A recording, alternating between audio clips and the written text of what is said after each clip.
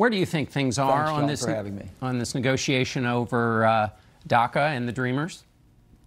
I'm encouraged. I mean, first of all, we have a bipartisan recommendation, a bipartisan legislation that's been worked out after they sat down last week with the president, and it seems to do everything that was asked of them. I would be very, very encouraged that hopefully all my colleagues are going to look at this in a very positive way. And if the president said what he said, as far as you give me something in a bipartisan way, something you work out and I'll sign it. We hope to get that done and move on. Well, this is a bipartisan deal. It's not the Democrats bringing this forward. There are 3 Democrats, 3 Republicans, and we're working now to add more Republicans to that list, and we will have more this coming week. This is a bipartisan deal that where both sides have compromised. And one thing I do take big issue with the president on is he is saying that the Democrats aren't moving forward in good faith. I can tell you I've been negotiating and working with the Democrats on immigration for 17 years, and on this issue, on DACA or on the DREAM Act for a number of years, and the Democrats are negotiating in good faith. We are trying to come forward with a compromise, and I think we have, and you'll see that this week.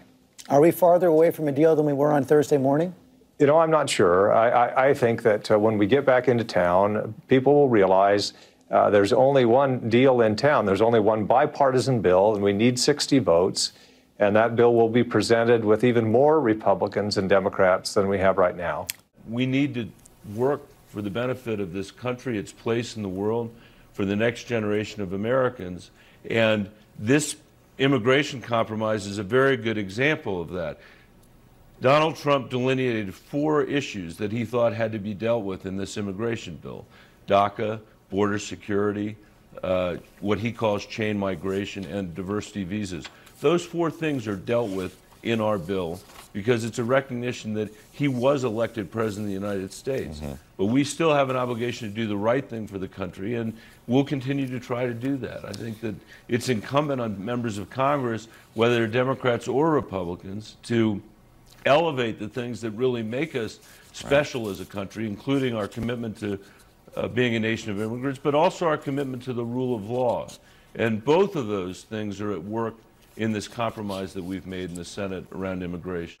And I think that we can do this. In fact, working together with a group of people, we've put a solution in front of the president, in front of our colleagues, a solution that would end the diversity visa lottery, a solution that would start addressing chain migration amongst the DACA children. It would put a solution together for DACA.